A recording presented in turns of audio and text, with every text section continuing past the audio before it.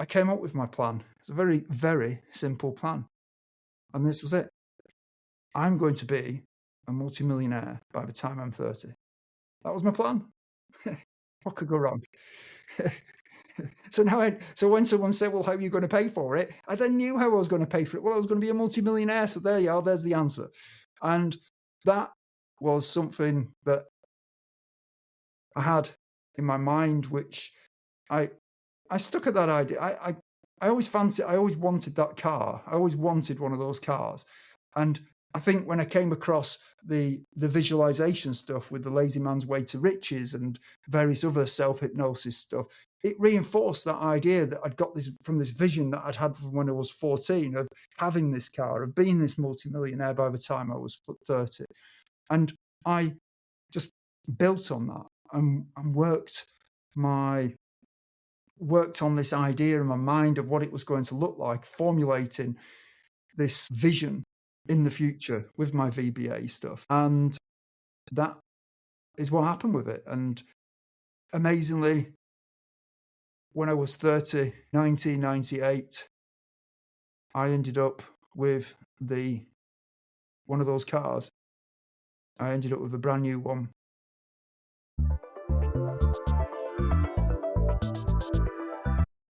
Hello, everyone, and welcome to the Playbook for Leaders and Entrepreneurs. Today, I have a very interesting guest who's a seasoned entrepreneur, a prolific public speaker, and someone I really enjoy talking to. So it's an honor to welcome Neil Ball. Neil, thank you so much for joining us today and sharing your incredible playbook for success with us. Thank you very much for inviting me on your podcast as one of your first guests. I am honored. Thank you, Neil.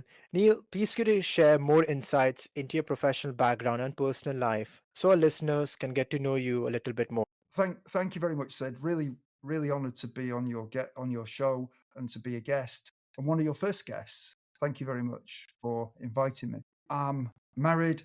I've got 4 adult kids who've all grown and flown.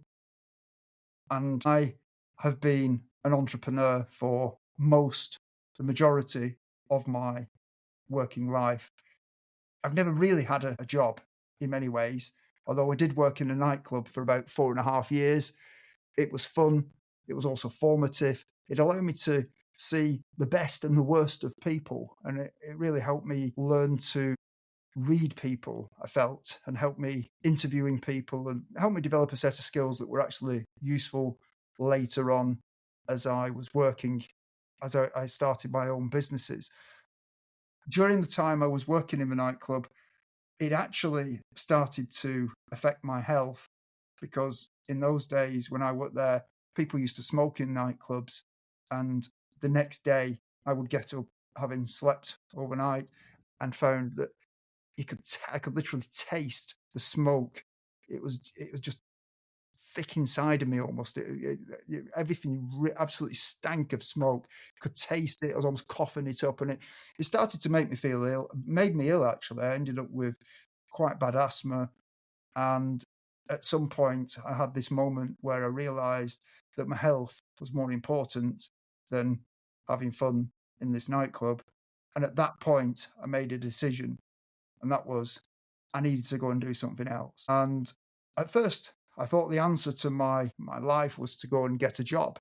Actually, I started applying for jobs in different places, didn't get employed by anybody, I didn't get any offered any positions that I felt were worthy of me. And I kept looking for answers. I also, at the same time, decided that maybe I couldn't get a job because I needed a degree. I'd bought into this idea that getting a degree would get me a better job. So I decided I was going to go back to university because I'd already been once and failed. And I applied to go back to university and ended up doing an economics degree, which I thought might be the answer. However, that took 3 years. I didn't want to wait 3 years. So during that time, I started playing around with different ideas of things that I could do.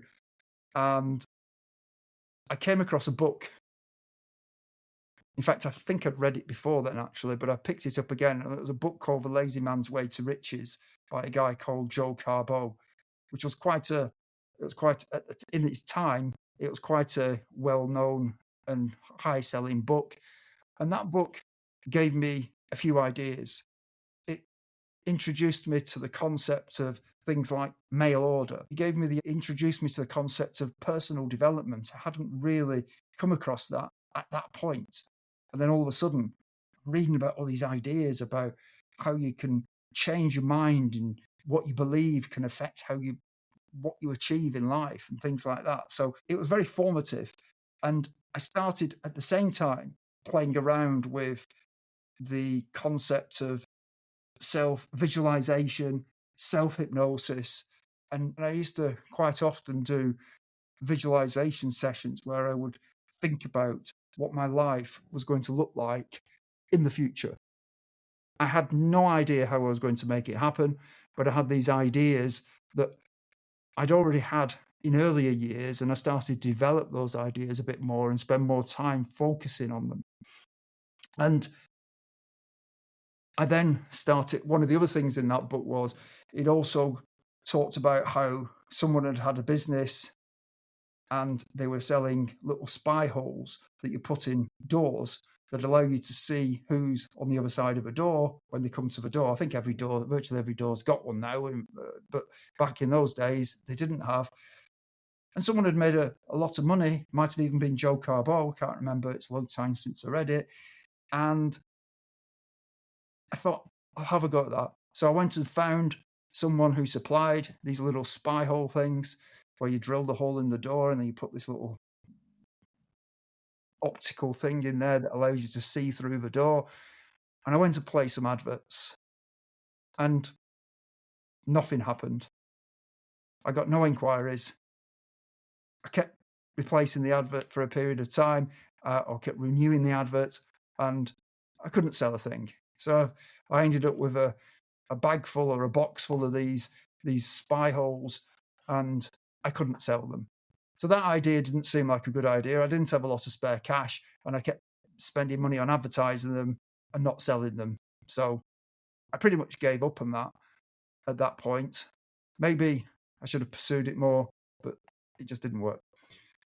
I then I came across another idea. I used to read Exchange and Mart, which you've probably never heard of, but it was like a classified advert magazine that used to get, which used to be a national magazine. And you used to be able to buy all sorts of stuff in it. Quite a fascinating magazine. You could buy anything, pretty much anything. It was almost like a printed version of Google in a way. You could go on there and find people who were offering all sorts of stuff. And I came across somebody who come up with this idea of setting up a printing business. And I thought, that sounds interesting. I'll have a go at that. So I paid them some money and they sent me this idea of how I could set up this printing business. And the principle of it seemed to work quite well.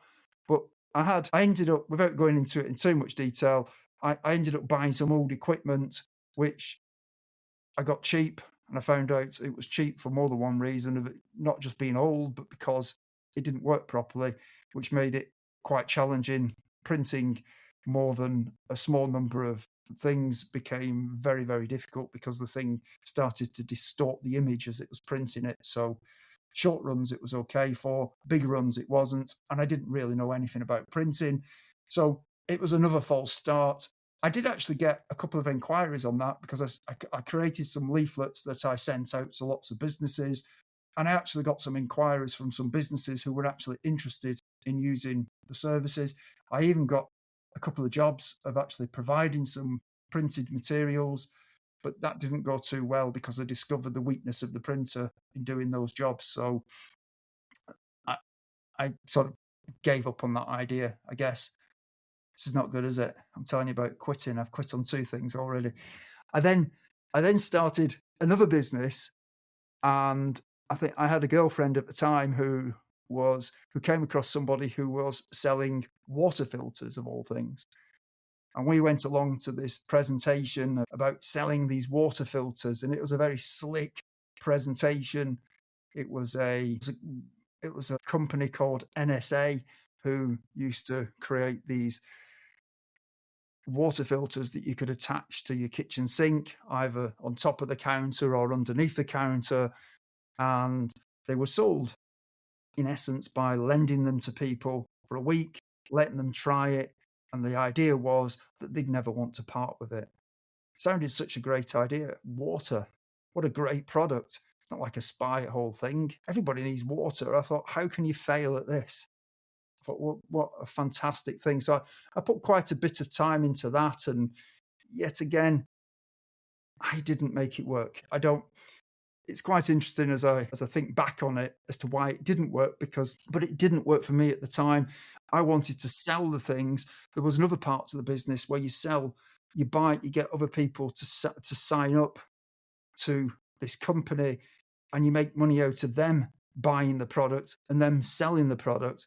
For some reason, I didn't quite get the connection of why that was the better way to go with this thing, rather than completely just selling the stuff yourself. And eventually, I'm afraid I quit again on that one. It didn't work.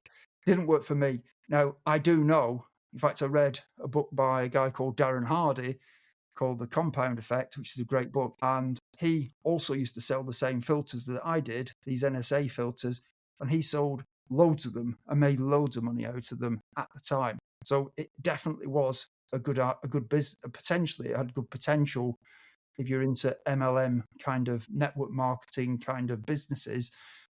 But I didn't have the skills or the passion for it, I guess, I didn't really put enough effort into it in the way that maybe I needed to. It just wasn't right for me. I then went on, started looking for other ideas, and Christmas was coming, and I thought back to when I was a kid, and I had a snooker table when I was a kid. And at some point I decided I didn't want a snooker table. So I decided to advertise it.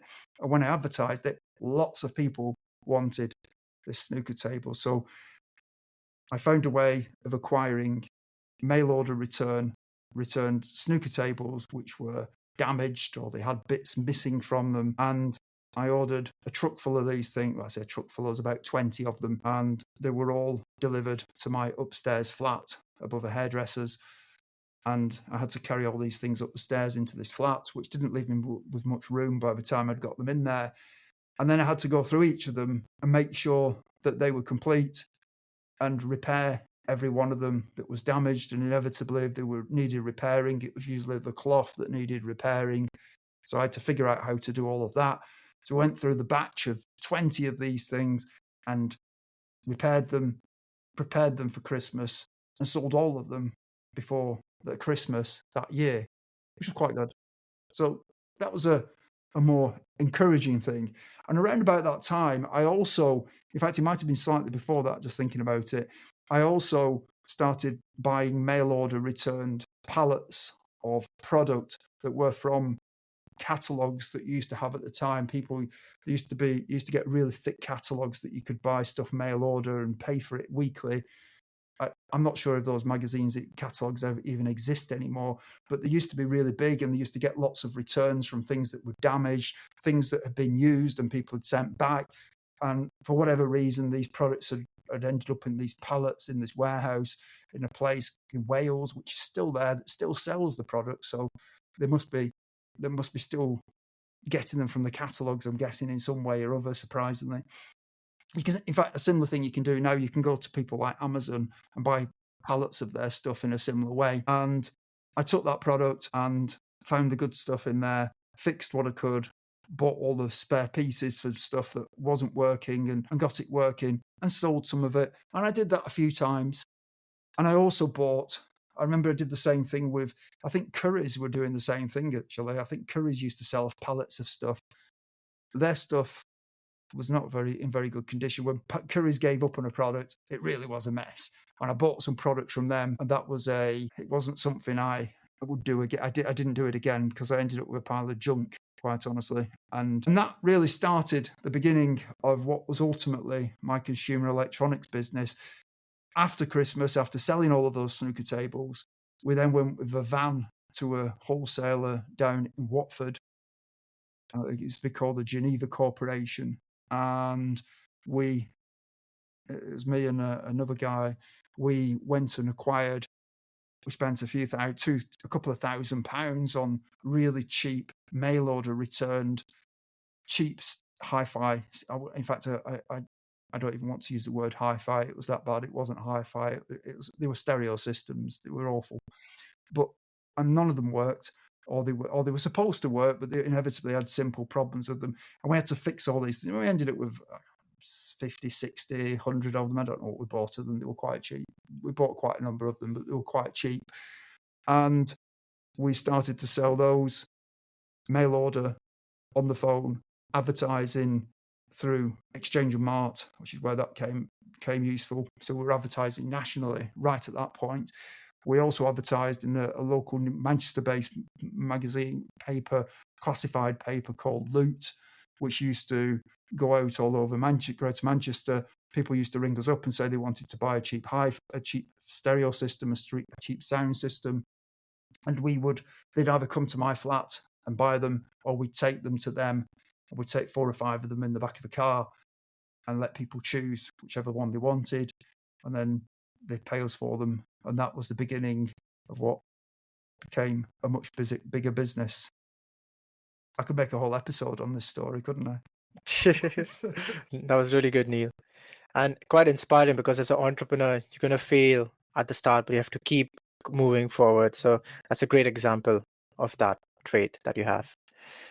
You mentioned your life motto is visualize, believe, and achieve. What inspired this philosophy, and how has it influenced your career? Visualize, believe, achieve, VBA. That, I think, in fact, before I came on this show, I thought I want to find the source of this, because I thought I knew where I got it from, and I think I do, but I'm not sure if the person who said it actually said it or not. I was quite into bodybuilding in my late teens, and I was watching Mr. Olympia videos, and I think it was something like the 1981 or the 1982 Mr. Olympia, and there was somebody in there who came up with this idea of visualize, believe, achieve. And they were talking about the power of visualization, the power of believing in something and then going out and putting the effort in to achieve it. And that's where I got it from. It was quite a powerful thing. In fact, if you listen to someone like Arnold Schwarzenegger back in those days, he used to talk about the power of visualization. Another guy called Tom Platz used to talk about the power of visualization in those days. So everyone was into that kind of thing, and reading philosophy and the power of self-belief. So it all really supported some of the stuff I was thinking about with the self-hypnosis and the stuff that I'd been doing in the background. And even when I started this business, or the business I talked about selling the hi-fi product, I never could have dreamt at that point, or believed that, well, not believed, I didn't know that ultimately would become as successful as it ultimately became. Somehow it was almost like there was some guiding light in front of me that drew me to where I needed to get to, even though I didn't know how I was going to get from where I was, working in a nightclub, living above a hairdresser's shop in a rented flat with no money really. I mean, I literally was one of those people who had there was too much week at the end of my money, because I used to get paid weekly. Somehow I made it happen. It's easy afterwards to think, well, there must be a connection between that belief, that visualization, having a plan of what your life is going to look like in the future, and actually making it happen by keep working at it and believing in yourself, which is what I really did. But at the same time, as I tell you about the journey, there were things that I did quit on. I did give up on. And actually, I've thought about that just from doing my podcasts and doing other stuff. To make something successful, it comes down to so many different things. And it's finding something that's suitable for you at that point in your life. And even though something might work for someone else, if they follow a certain plan, they aren't you. They don't have your experience. They don't have your skills. They don't have your maybe your level of determination. Maybe they've got more determination. Maybe they'll put more effort in, or maybe there's just something. They're starting from a different position, and therefore what works for one person just might not be suitable for someone else. And I find that quite fascinating, really. Why is it that someone like Darren Hardy could make NSA work and I couldn't? Clearly, he figured something out that I hadn't at that time. And yeah, just reflecting back on that, it's quite interesting. You decided at 14 you wanted to be a millionaire by 30. What inspired this ambition at such a young age? Car. I used to watch Top Gear back in this was in 80s, 1980s, it would have been early 80s. And they were reviewing the Bentley Mulsanne Turbo, which was I think it was the first time they'd put a turbocharger, or first time in recent memory they'd put a turbocharger on one of the cars. And they were driving this car around a track, and the performance of it was just amazing for the size of the car.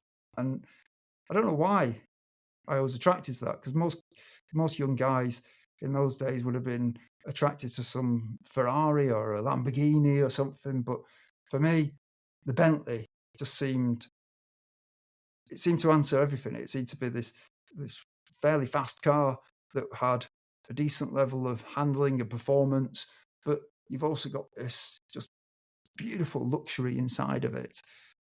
And I decided that I was going to have one of those cars by the time I was 30, which probably wasn't a massive ambition, actually, thinking about it, because I probably could have bought one of those in any case by the time I was 30. If I'd bought the Bentley Mulsanne Turbo, because I think I was about 16-year-old Bentley Mulsanne Turbo, probably wouldn't have been that expensive.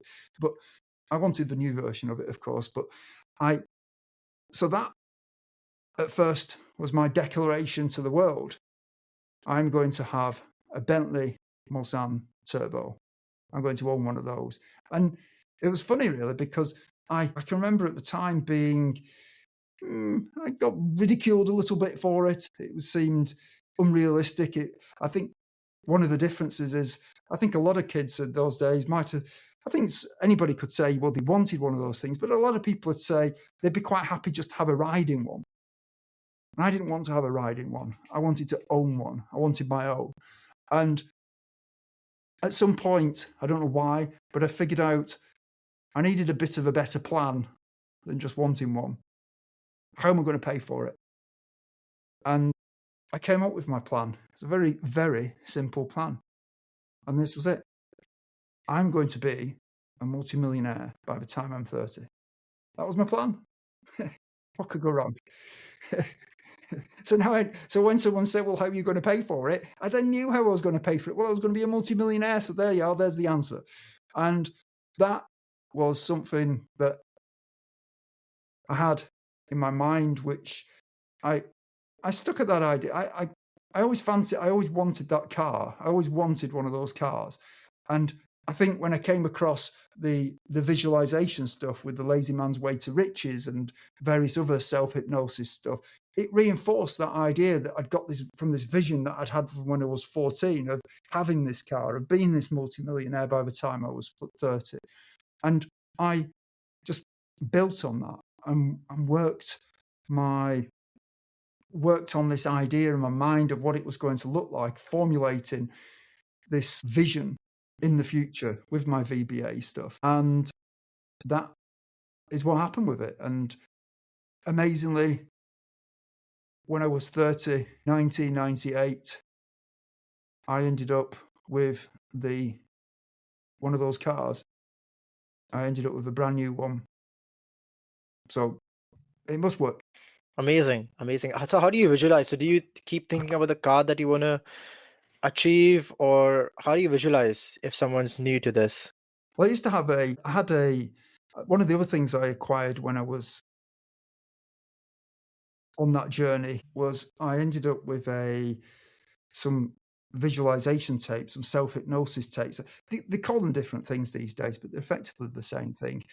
And you can go on YouTube and get this kind of stuff where you'll go through you almost got somebody walking you through a 30-minute or a 1 hour self-hypnosis visualization process, and you literally visualizing what your life is going to look like. You visualize driving this car, feel the experience of it, feel the emotion of it, and to really etch that in your mind. And the idea is that your mind doesn't really know the difference between something that you dream, or if you keep visualizing something like that, or reality, that there's eventually your mind will accept that reality, that as a reality for the future, and will go to work to make it happen for you.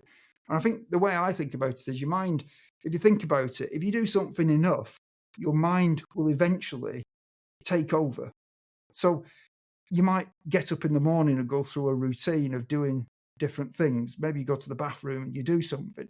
And I found myself sometimes going to the bathroom at a different time in the day, and maybe I've not been thinking properly, and maybe I've started part of that routine that actually I didn't intend to start because I wasn't really thinking. My subconscious mind just sort of took over at that point. So maybe I went to go and get my toothbrush out of the cupboard or something, when actually I hadn't gone up there to do that, but I just wasn't thinking.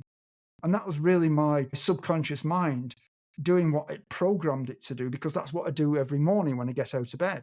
So therefore, it's kind of doing that. So if you can imagine, if you program your subconscious mind to start aiming for something in the future, and you keep doing it enough, eventually it'll start to take over. Or this is the idea, it'll start to take over in the decisions that you make. So you start making the right decisions to draw you to where you want to get to in the future. Maybe it works. I can't say conclusively it does, but it seemed to work for me, so I believe it does. 100% works because so many athletes use it as well, and business owners. But I'm curious to know, what's your take on this? When you're 14, you had this childlike enthusiasm that anything is possible, setting big goals. Mm-hmm. But when we grow older, this childlike enthusiasm disappears. Why? What? I think a lot of people are just watching people through the years. I think a lot of people have big expectations.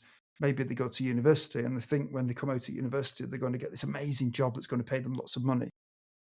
And then they go and apply for that amazing job and find that they don't get that job, and they don't get a job that's quite as good as they thought they were going to get. And I think a lot of people start to settle for less. They start to accept that maybe they weren't destined for that job. Maybe it's not worth the effort. Maybe they just don't want it enough. I think there's got to be something. You've got to be obsessed. You've got to be driven. You've got to be obsessed with your drive to achieve whatever you want to achieve. And I don't think that's something that everybody has. I don't know whether, I'm guessing it's something which is just within you, or it isn't. You can't, it has to come from within you. So for some people, maybe it's just not worth that effort of putting your total everything into whatever you're trying to achieve. And I think that maybe is one of the things that differentiates. One of the things I came across is this idea that when you first start out, when you've got nothing to lose, you play to win. There's nothing, if you lose, you're only going to end up back where you were. You're at the bottom, there's nowhere else to go. And I think one of the things that happens is as you start to become more successful, playing to win potentially comes at a price. Because if you play to win and you lose when you've got something, you're going to lose something. And the more something you get, the more money you get, the bigger house you get, whatever it is, the more you've got to lose. And that changes your thinking. I think eventually you start to play not to lose rather than play to win. And that means you take less risks, you're less, you're just more cautious in the things that you do. You maybe rule out things that you otherwise would have done, and therefore you don't achieve the same level of progress that you might have achieved in earlier years. For some people, they'll keep pushing forward and taking those risks. If you look at someone like Elon Musk, for example, he's a great example of somebody who he achieved fairly modestish levels of success in his early years, but he made a decent amount of money out of, I think he had a business before PayPal, and then he ended up with PayPal, some interest in PayPal in the early days, and he took that money and he risked it all on this car company and on SpaceX. I don't know his whole history, but he was prepared to risk it all even later on, whereas a lot of people might have just taken that money and thought, I'm not going to risk all of that. So he was prepared to keep playing to win. And that's probably why he's as successful, or one of the reasons why he's as successful as he is. Whereas for other people, they may have just thought, well, I can take it easy now. I can retire maybe, or go and do something else and take less risk. So I think that desire is something that so many people don't understand it. If you come across somebody who's got it within them, then they will understand you and you'll understand them. But for somebody who hasn't, they think you're somehow different, obsessed, and they may cast aspersions upon your thinking or your way of doing whatever you do in life. And you've got to be thick enough skinned to be prepared to take people maybe criticizing you or ridiculing you or mocking your decisions or telling you that you've got your priorities wrong in life or whatever it is. I have, I suppose, to some extent been through some of that, and I still do. I still have that desire to create something even greater, become more successful. I think the journey is not a straight line, and I found that I had some period where I was very successful in what I did, but I've also had some more challenging times where I thought I was better than I was, and I've had to rethink and work on different ideas to take me to where what will hopefully be the next stage of my journey of my desire to just have more. I think wanting more. Someone said, as an entrepreneur, you have to be satisfied with never being satisfied. And I think that's very true. I think if you're not satisfied with never being satisfied, then you'll give up at some point because you'll become satisfied. If that makes sense, because you'll lower your bar. Now let's talk about your entrepreneurial journey. You have your own podcast, The Entrepreneur Way, one of my favorite podcasts, I have to say. And you have done over 2,000 episodes. You have uploaded every single day, and that's an incredible commitment. What inspired you to start the podcast, and how do you stay motivated to maintain this level of consistency? I think it's a character trait within me. I think it's no different to what made me work towards creating that first business with the TV, selling consumer electronics, for example. I came across podcasting probably about 6, 7, 8 years ago. I thought, this is really interesting. At the time, there was a few people who were podcasting about entrepreneurship, about creating your own businesses, running your own businesses. I just reflected back on when I started out, on the complete lack of information that was really available at the time, because there was no internet. I could go to the local library, but the library was like a time warp back 20 years ago or 30 years ago, because every book was about that old. And therefore, it wasn't really telling you about what was happening at that time, generally speaking. And I just thought, this is amazing. Wouldn't it be great to be able to create a podcast where you talk to lots of different people about their journey and what they've learned? And share that with everybody. I also, at the time, noticed that quite a small number of these people were doing very well out of doing it.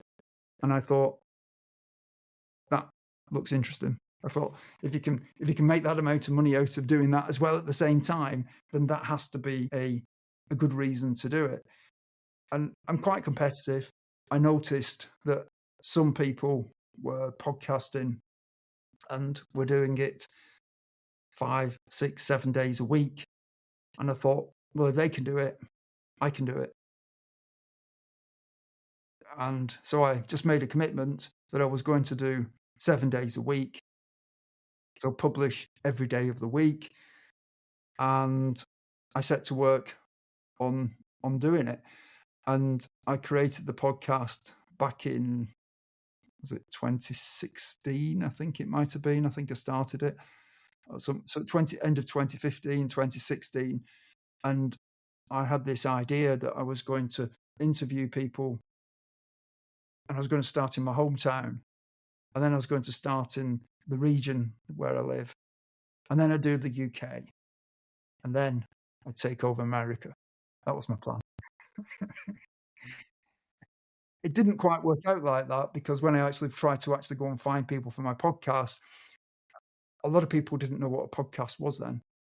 And when I went to them and asked them to come on my podcast, they were very reluctant in the UK, either locally or regionally. And eventually I decided to go straight to America, and found that Americans were a lot more willing to talk about their business and their journey. And they were more of them were conscious of what podcasting was about, and they were open to the idea of it. So it became much easier when I discovered America, like Christopher Columbus almost.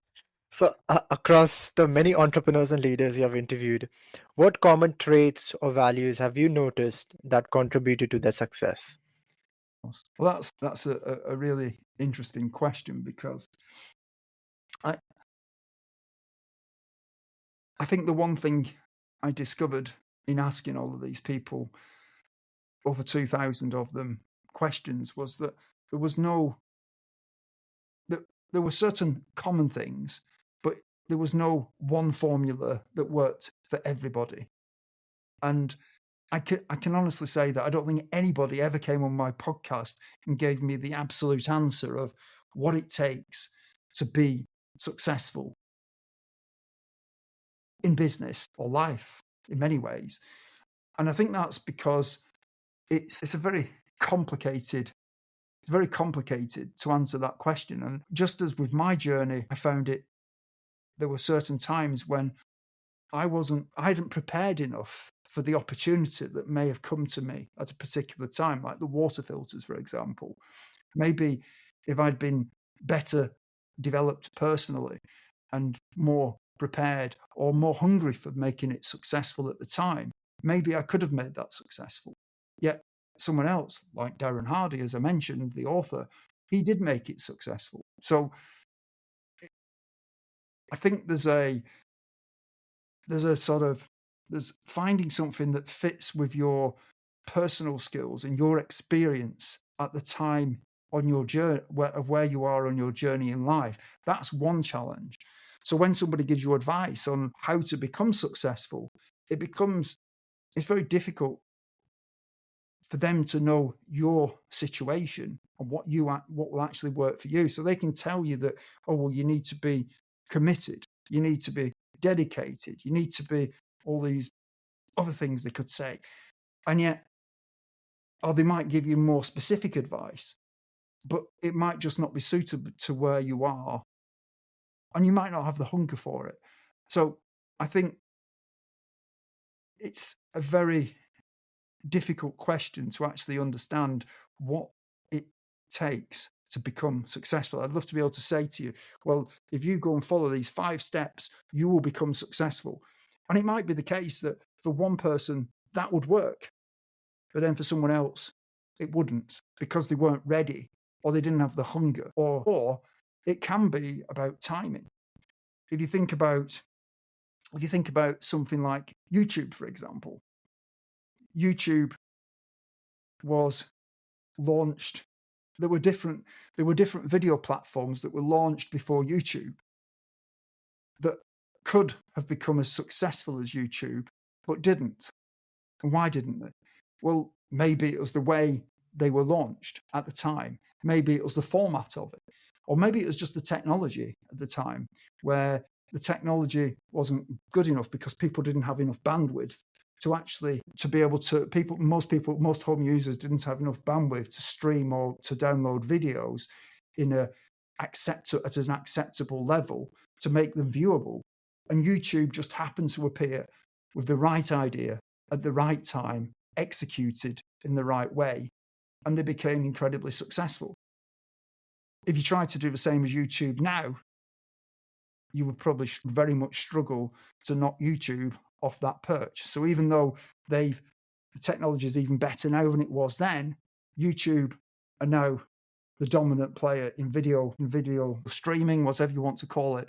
And therefore, it's very unlikely, unless some new technology comes along, that anybody's ever going to knock them off that perch of being number one. So timing is part of it as well. There's like a pot of different things that have to all go together at the right time to make it happen. And therefore, it's very difficult to say what would make you become successful. Absolutely, for any situation because of that. And I think somehow you've got to figure it out. And I think the only way you can figure it out is by experimenting and trying different things. And when you find something doesn't work, you've got to walk away from it. And I think that's a skill in itself, knowing when to quit. If you think about it, I did 2,000 episodes of my podcast. I maybe have a quitting problem. Maybe I should have stopped doing it earlier because I kept going at it. And actually, I didn't make a lot of money out of it particularly. But it was fun. I started it for one reason, but found it was fun, so carried on doing it. And at some point, I had my eye on 1,000 episodes. And I thought to myself, at 1,000 episodes, I thought, should I stop at this point? And I did. I decided, no, I'm going to carry on. So I got to 1,000 and thought, I'll go for 2. And then I got to 2 and I carried on for a period of time. And I'm at 2,050 odd or whatever it was, 2,060. And I haven't recorded an episode for a while now. I have stopped because I've got other things I want to do. But it took me a long time to get there. And I spent a lot of time on that podcast when perhaps I could have been doing other things. But it was also very interesting. I met some amazing people, learned lots of different perspectives from different people. And it's something that I think has certainly had a value for me. And I think podcasts, listening to other people and their experiences, certainly is. I think it's motivating. I think it's something where you can take parts of what they say and go and apply them in your life and mix them with other ideas that you've got so that you create your own unique formula of how you're going to achieve what you're going to achieve. I wish I knew the answer to that. Ask you a follow-up question. You mentioned about quitting. So if it's an entrepreneur, how do we know when to quit and when to persevere? How do you know? You think about it, go back to the YouTube example. Imagine the person that launched YouTube, when they first launched it, and I know it wasn't Google, but then it was somebody else. I forgot the name of the guy who launched it, but whoever launched it in the first place, there was probably a period of time when it wasn't working out for them. And they could have maybe at that point thought about quitting. And if they had, someone else would be providing the video streaming capability that YouTube is. But they didn't. They carried on.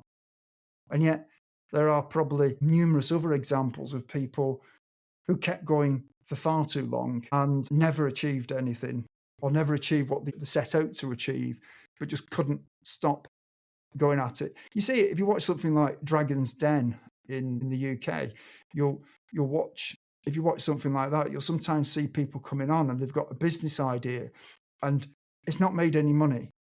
and they keep throwing more and more and more money at it, and it's not making any money. And at some point, sometimes the dragons will turn around to them and say, why are you doing this? It's not working.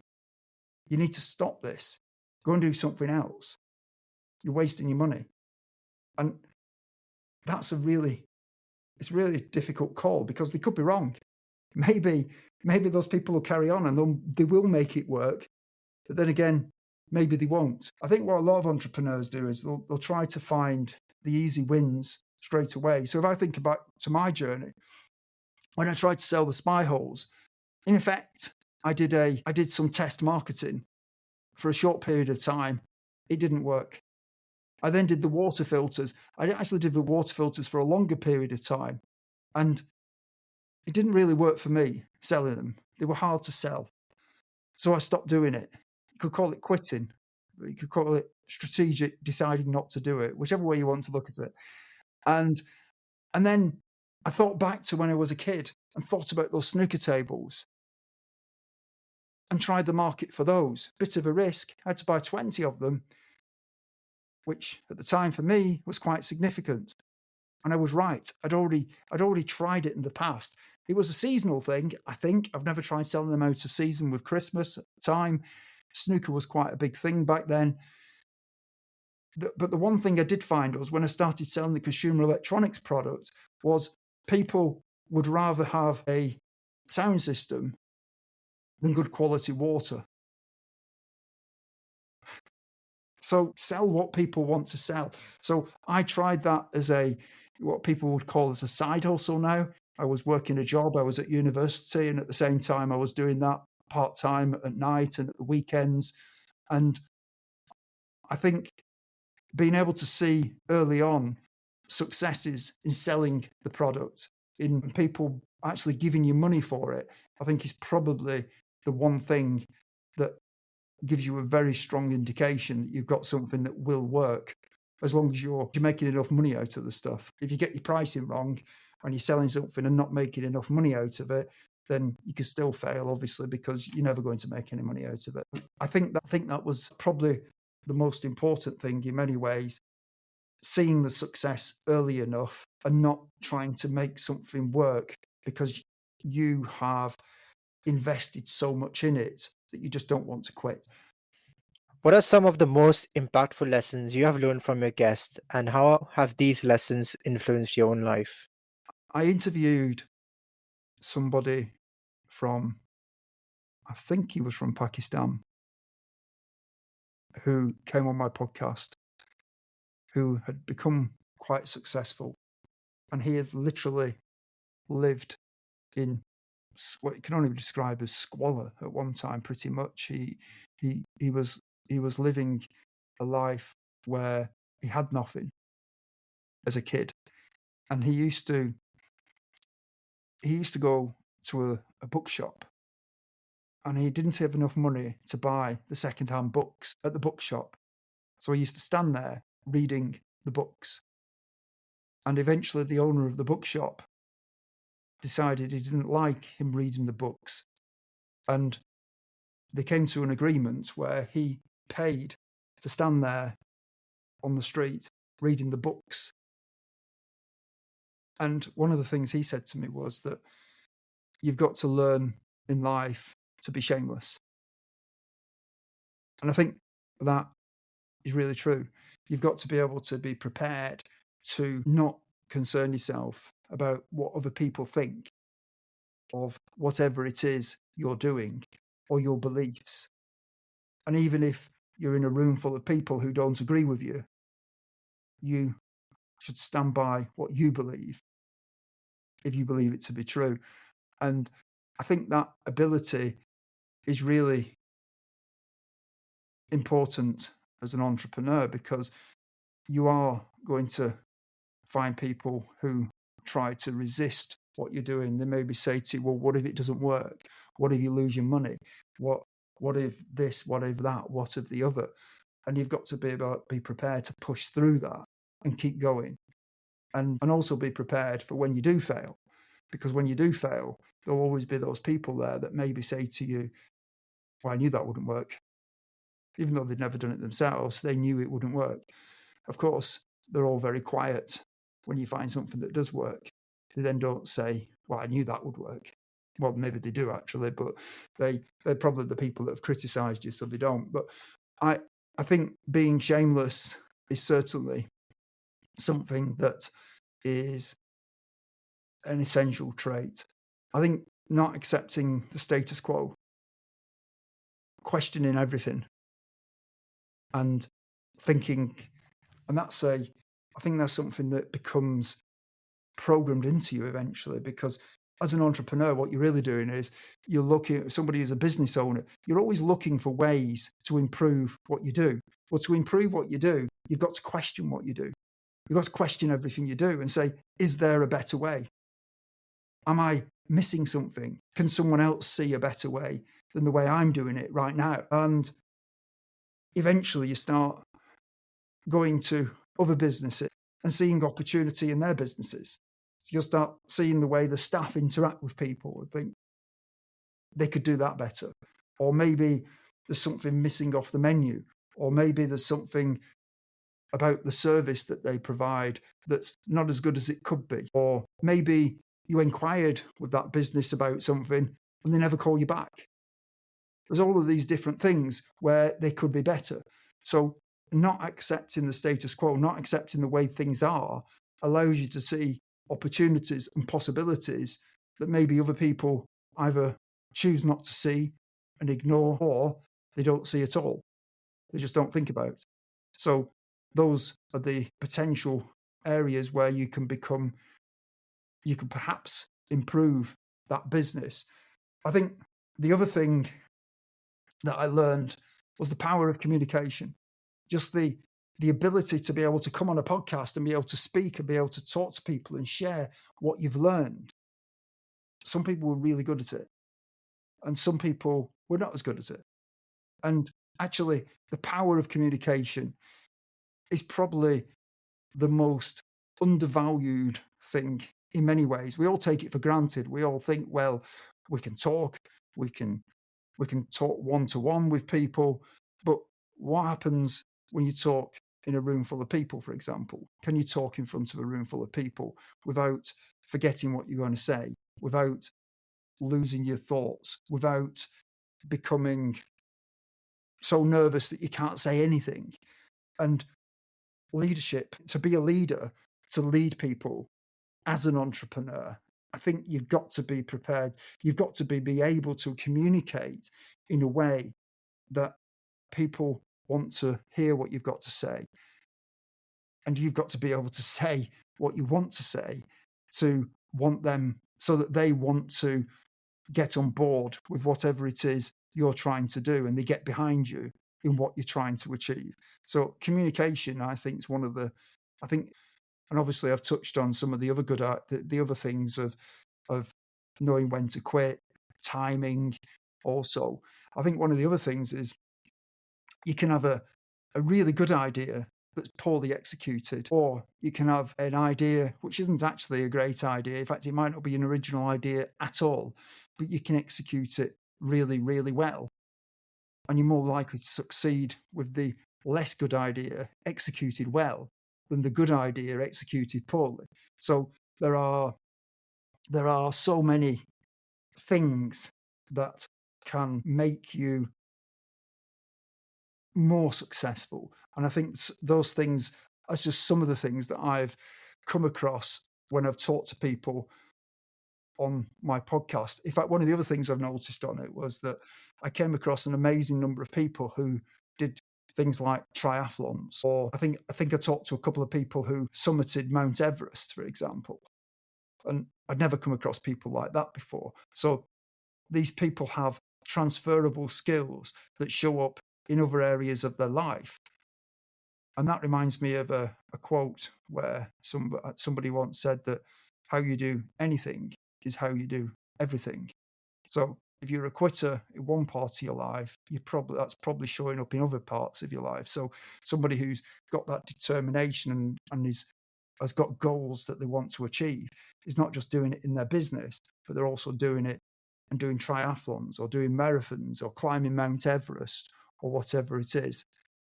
And I think that those are some of the things that I've learnt from my podcast and talking to lots of different people.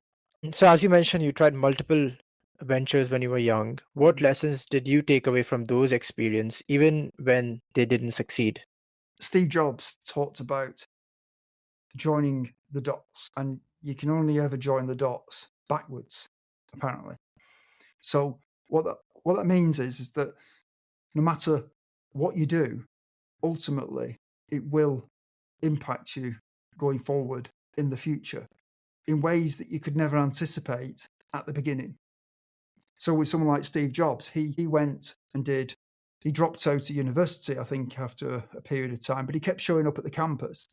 And he found calligraphy interesting, and he went and did a calligraphy course. And at the time, you might be thinking, well, what on earth has that got to do with Steve Jobs, who ultimately went working for Atari and eventually set up this computer company called Apple, as most of us have heard. Eventually, he decided, in a time when computers used to have fixed columns of characters down a screen that all used to align up in a grid effectively. So you'd have like an 80-column screen. He decided that he was going to change that. He was going to have it so you could change the font, you could change the width and the height, and change the whole of the character like you do with calligraphy. And that calligraphy influence ultimately affected and improved the quality of the Apple offering at the time, and made it a favorite amongst designers who were doing all sorts of typesetting or design work for various things, because they could do so much more with an Apple computer at that point in time compared to other computers. And if I think back on my journey, working in a nightclub, I probably interviewed hundreds of people working there. People used to fancy the idea of working there, and then discovered that it was actually called work for a reason. You actually had to do some work, and it was hard work. And you had to work long hours, antisocial hours, and you had to not see your friends to go and do it. And a lot of people used to quit very quickly when they came and tried it after a few weeks. So we were constantly employing and bringing in new people. And what that allowed me to do was it allowed me to practice interviewing people and seeing how people measured up compared to how they seemed to measure up when I interviewed them. And if I think about like the mail order thing with the Joe Carbo mail order with the spy holes, okay, it didn't work, but it made me think. It made me think about the time when I bought hi-fi. I used to be really into hi-fi, and that was one of the reasons why I wanted to sell consumer electronic products. And the hi-fi products, quite often before the internet, the equivalent of the internet in those days was either to buy a magazine or to go into London on Tottenham Court Road, where there was 20 or 30 different hi-fi dealers all next door to each other, where you could literally walk from one store to another and negotiate and barter with these people and tell them how much you've been offered next door and buy the product at a low price. So it was almost like surfing on the internet, or using a price comparison site. And those guys used to sell mail order all over the country, and I knew that. So when I started selling the consumer electronic products, and I started advertising in Exchange and Mart, and I got inquiries from people in North Wales wanting to buy a TV off me, they didn't know what my shop was like. In fact, I didn't have one. I was working from my from my living room in my flat above the hairdressers, and they were prepared to buy off me because they didn't know I didn't have a shop or a storefront. So it actually, in many ways, it allowed me to create an impression that was greater than me. So that was yet another little milestone in my journey of creating the success I had. So that ability to interview people and to see, hopefully find good quality people, that ability to see that mail order had some really good, powerful reasons why it made sense for me when I didn't have a lot of stock. Or thinking about the printing business. The printing business, whilst it wasn't successful in the early days of selling my consumer electronics business stuff, I went and bought another printer, which was a newer version of the one I had. And we started printing our own leaflets and we went distributing those at night in the early days, putting them through people's letterboxes in the local area of where we were to try and generate more business when we didn't have a lot of cash to throw at what we were doing. We had lots of time, but not a lot of cash. So being able to create these leaflets cheaply and distribute them helped to build our business in the early days. So there were lots of little things that I pulled from those experiences that helped me to succeed and still do. Thank you, Neil. The shift from physical mail order to digital platform has changed customer expectations. What lessons have you learned from mail order days could still help entrepreneurs stand out in this highly competitive online market? I think on a fundamental level, the mediums have changed, but I don't think the customers have really changed. Their needs are still the same as they were before the internet, when people may have bought mail order, but most people didn't. And I think the ultimate thing is to be or offer the solution that solves the problem that people are looking for. It's kind of obvious, but if you do that and you've got a competitive price on what you're doing, or you're giving people lots of value, then they will buy from you. I think one of the things I learnt with the internet is that the internet had the effect of making shopping, it shifted the balance of power in the shopping experience. Before the internet, you'd have lots of hi-fi. So in where I live, in the town that I live in, there would have been 10, 15, 20 different retailers of consumer electronic products. And most of those retailers would sell at the same price, sell the same product at the same price. So you'd go from one to another and see the same price.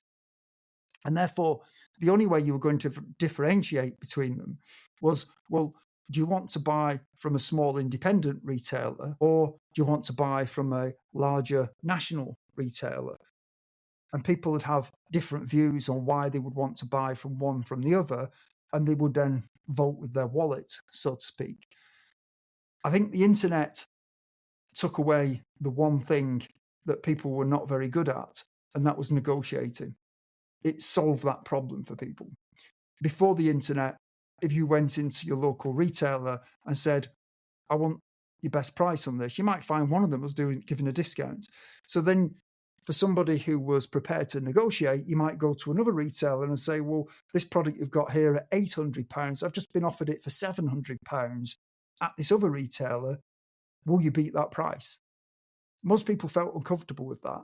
They didn't like doing it, so much so that they'd just pay the asking price. In fact, for some people, they'd never even thought of the possibility that you could negotiate on the price in the first place, which in the early days is what we used to do. We used to do POA on our advertising in magazines, where people would ring up and it literally would be a barter. We would be trying to give them the highest price we could, but the lowest price they'd had, and try to get the business from them. And the internet made it very easy for people to be able to shop and see the price from their home, but also to compare the prices. And at some point, various price comparison websites came along, which you don't really see that much these days. I think Google decided that they preferred to have it. They wanted to do their own Google shopping thing, but at one time used to get price comparison websites, and people used to go on there, and retailers used to compete with each other to try to have the lowest price, because by having the lowest price, you sell the most products and get the most customers. And to some extent, you'd win most of the business as a result of that. Unfortunately, the internet, good for the consumer in many ways, although it could be argued maybe it's not that good for the consumer, because what's actually happened is it's killed all of those retailers. And where at one time there was 15 or 20 retailers maybe in the local area where I am, there's now one, maybe two. That's it. No choice. So that means you can't see the product anymore. You can't go and see a specialist anymore locally. There aren't any. So the internet's actually taken away quality, and it's taken away choice, but it's given people the advantage, I suppose, of being able to buy cheap from the cheapest retailer, theoretically. And I do say theoretically because, for example, with consumer electronics, unfortunately, some of the manufacturers of consumer electronic products will manipulate how retailers sell their products. So the price discounting that initially happened with the internet is now controlled by those manufacturers through various tools that they've got. So if you're going to sell on the internet, if you're going to sell something, I think you've got to try and find some way of adding value to what you do. Just buying a widget for £1 and selling it for £1.20 is very difficult, because somebody else may have a more efficient way of buying and selling that product than you do. Maybe they can buy much bigger volumes and they've got more cash than you, so they can pay quicker, so they get bigger discounts, and they may have a more efficient delivery system than you have, so they can process the orders much faster and deliver much cheaper to the customers. And ultimately, whoever can cut out the costs the most and can get most of the customers is going to make the money, and everyone else is going to struggle. So therefore, being a box shifter, I think, is a really hard place to be. I think creating something that adds value over and above that is where there's opportunity to be able to make some good money, potentially, but you need to look for those opportunities. Last question before we wrap up. What's your favorite quote, Neil? My favorite quote. Well, it depends what day you ask me on. I actually don't like having favorites of anything, actually, thinking about it, because a favorite means I have to think a lot to be able to figure out what that favorite is. And at some point, I've then got to question whether that was my favorite or whether something else that comes along is actually my new favorite. So I tend not to put too much thought into favorite anythings, generally speaking. However, for today's thought, I thought of a nice little phrase, which I thought was nice: fortitude, foresight, and follow through. Fortitude is having that ability to drive through no matter what, to keep going when it's tough, when you keep failing, keep getting up and keep going and driving forward. Foresight is really about having that vision of your future, the visualization, the self-belief of what you're trying to achieve, no matter what. And follow through is obviously delivering whatever it takes to make that happen. So fortitude, foresight, and follow through. Amazing. Thank you so much, Neil. It's been an absolute pleasure. For all our listeners, I will link Neil's podcast and all his social media handles in the show notes so you can follow him. And make sure you follow the show and leave us a review, because that will help me get more interesting guests like Neil on the podcast. And if you're listening to this on YouTube, make sure you comment what's your key takeaway from this episode. Thank you so much for listening, everyone. Thank you. Okay, Sid. Thank you.